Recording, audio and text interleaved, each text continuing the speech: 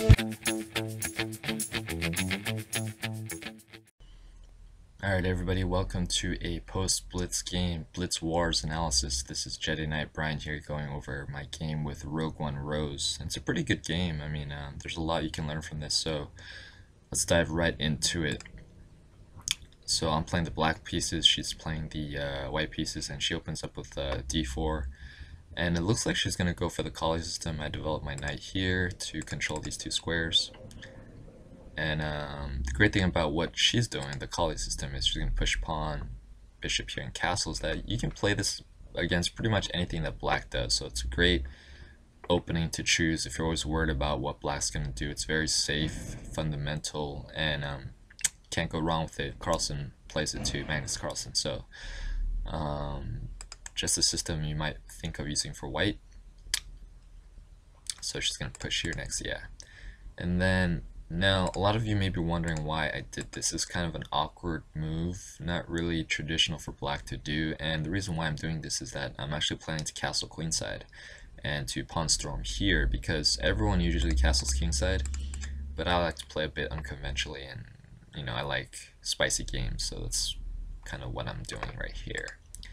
So she develops her bishop here, and what I do is I bring my bishop back, because if she decides to take, then I'm just going to take with my pawn here, which will free up this file for my rook to attack when the king castles here. And it's pretty clear, well, she's contemplating right now whether to take or not, but it's pretty clear that she's going to castle right here, so that's why I kind of made that move, bishop back. If I remember correctly, she does not castle. I mean, she does not take with the bishop, so I think she's going to develop, yeah, there she goes, develops a knight, that's good. I move my pawn up to free up my bishop here, because I'm planning to bring this bishop here to target this weak square. And it will become weak after she castles, because only the king will be protecting it. So she decides to centralize her knight, which is a pretty good move. I follow my plan and bring my bishop out here, and I think she castles in here. I'm not sure if I remember. Let's see. Oh yeah, that guy who pointed just said she's gonna win, and she just said, "Oh, I like that guy." So she castles, okay. Let's see, what do I do? What did I do? I think I developed my knight here. Yeah, that's what I did. And if you're wondering why I didn't develop my knight here, is because if she takes here, then I'm forced to take with this pawn, and it ruins my pawn structure, and I won't be able to castle queenside. Okay. Plus, it also, you know, frees up another piece, so to get ready to castle, I just have to move my queen out of the way. Let's see what she does here. I forget what she does. Oh, I think she brings her bishop out here. Yeah. Let's fast forward to save time. Yeah. And I think, I don't know about this move. I mean, the thing about this move is it can easily be refuted by pawn up, which I did, and she's going to be forced to either bring her bishop back. Maybe that was her plan the entire time, just to keep an eye on my king. But, I don't know. I mean, I guess it's an okay move, just something I personally wouldn't do, maybe. Just funny because I actually did this during a game with Master Ruben. And then the reason why I took this is because, you know, centralized knights are kind of dangerous, and I was happy to take it. Plus, I get a free pawn out of the exchange, right? But most importantly of all, this is now free. My path is now free. It was blocked before, but now it's free. So yeah, and she realized she kind of made a mistake there. She's wagging her finger at me. Okay. I think she brings her knight back here, if I remember correctly. Let's see. Yeah. And ooh, okay. And here was so I created a battery with the bishop and the queen eyeing this square right here. She immediately sees it and blocks right here. Good move, and I'm forced to retreat. Yeah. Let's see. And then she centralizes her knight there. It's always good to centralize your knights. If they ever get to the 6th rank, they're complete monsters. Yeah, so okay, so I move my bishop here to kind of I think my original plan was to, you know, tempo the queen and then bring my knight here. But then I realized that she could push, right? So that's why I decided to centralize my knight instead of going here, because if I move my knight here, she just kicks it out with this pawn push. So she has a centralized knight, I have a centralized knight, and it's always good to have. Now this move, I'm not sure what the purpose of was of this move. I mean, you know, maybe she was thinking if I take, then she can take with her queen, and I don't know. But even if she takes, I can just take right here. So it kind of feels like a wasted move to me. I mean, maybe a better move would be developing her bishop so her rooks are connected, or yeah, or maybe something else. But I don't know. This kind of, I would put a question mark next to that move. I'm not sure what she was thinking. And then so I moved my bishop back for threatened discovered attack on her queen. Like I probably maybe would have played knight here, double attack on the queen. She would have, and my it would be forking the bishop, so she would have to move here to either here, here, or here to protect this bishop. So that's kind of what I was planning to do.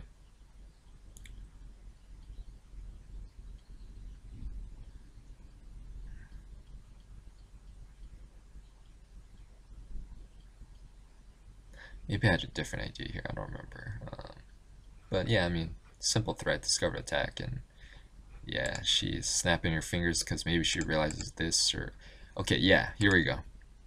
Okay, I think in every chess game, especially when you have two good people playing, it always comes down to one move, one bad move on one part. And it's not that you can't recover from a bad move, but it's pretty hard to do. And I think this was the one move that won the game for me. I'm betting you if you run this through a computer, if you run this move right here, it goes up way in favor of black because she basically freed up my battery right here. I don't think she realized that. I think she was just trying to, she didn't like this discussion. She was just trying to get rid of it. But even this is not, maybe she was banking on me to take with my bishop so she could take with her knight, but I wasn't going to let her have my bishop for my knight.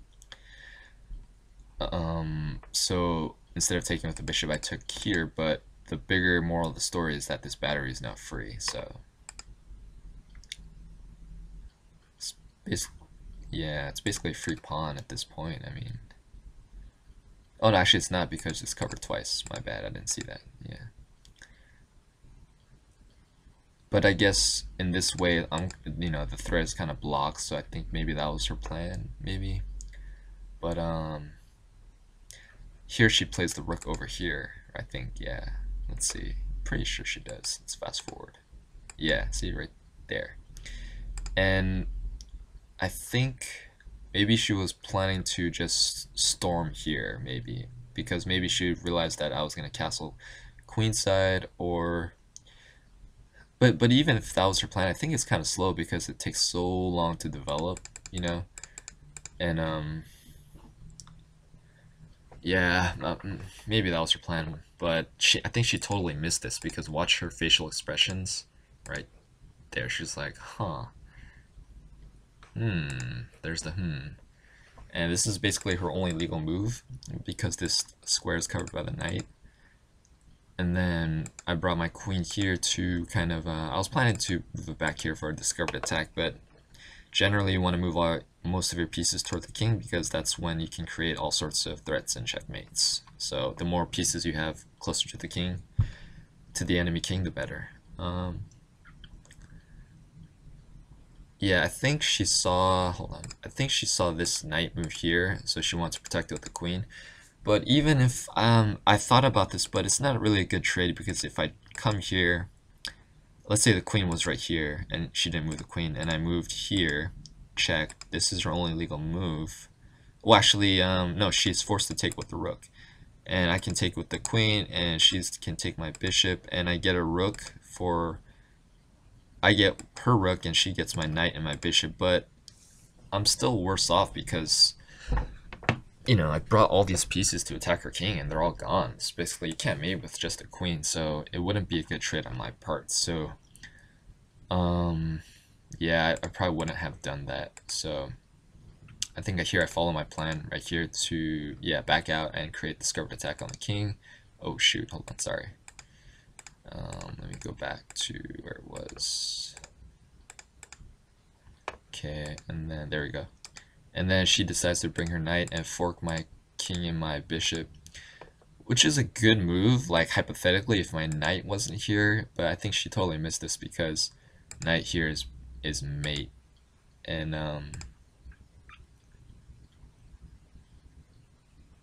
here's the interesting part of chess, like for everybody watching at home, it's so obvious, right, that this is checkmate, and not not even, well, the check is obvious, right? And if you think a little bit more, you see that it's checkmate because she can't take bishop because it's protected by the queen, and obviously she can't move here because of the bishop, and she's in check. But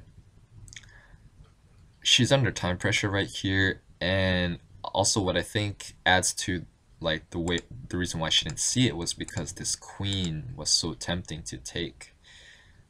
And I think right now she's pondering, should I trade queens? She's thinking, okay, if I take Brian's queen and Brian takes my queen, is it a fair trade? And I think in her mind it is, because it takes out one big attacker toward the king, but she just doesn't see the check and the mate here at this point.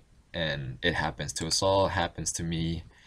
Every chess player, when you're playing Blitz, when you're under time pressure, when you're in the heat of the moment, you don't see these moves. But if you are the witness, if you are the outsider, you see everything. That's just how chess is. Yeah. So,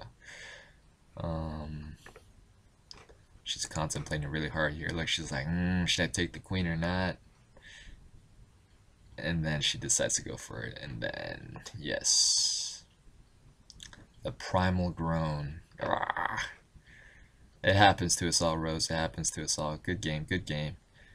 I think it was a pretty solid game, back and forth. I think maybe I had a slight advantage. I think I had a 1-pawn advantage at one point. Yeah, right there. But I think the move of the game obviously was this. Like, this completely broke open the dam of the game. That pawn push right there, yeah. Right, she's gonna do it, hold on. Right, sorry, right there. Anytime you see a battery, it could be a queen, a bishop, two rooks, a queen and a rook, or anything. Just figure out where they're pointing toward, and just, not even that, anytime you see a battery, just a red flag should go off, so just be very careful and try to block the path of that battery, or maybe take out one of the pieces forming the battery. But that's kind of the moral of the story here. And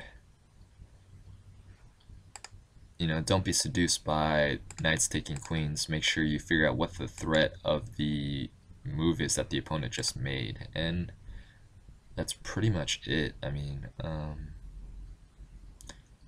good game, solid opening, good middle game, but just this one mistake kind of led to the downfall. So I hope you enjoyed this post-game Blitz Wars analysis. This is Jedi Knight Brian signing off, and please like, share, subscribe, and comment. And if you guys like these, then we'll do more of these. I won't analyze all the games, obviously, but other people will analyze their own games and analyze them together, and I think it'll be really fun and very educational. Alright, see you guys, and thanks.